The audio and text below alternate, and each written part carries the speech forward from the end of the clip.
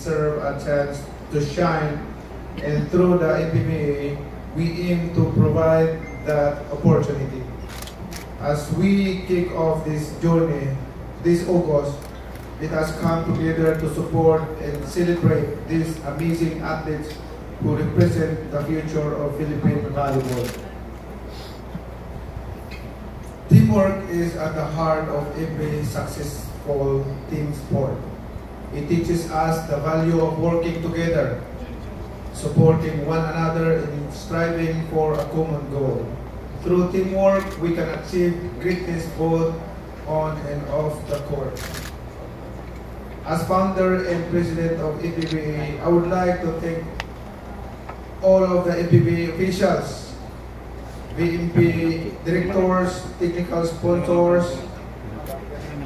team owners, team managers, team coaches, team captains. And produce now you can publish it, your own players coming from NPBA. Of course, pwede tayo makapag-produce, pag-imbitahan tayo, makapagdala tayo ng mga makapagdala tayo ng mga galing ng mga volleyball players sa international. So yun yung goal natin. Pwede tayo makapag-produce tayo. Don't worry, yan ang goal natin.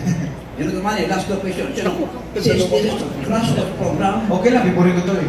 An amateur, so it is possible perhaps to seek financial assistance from Philippine Sports Commission Chairman Bachman as it said that NPBA is an amateur grassroots volleyball competition.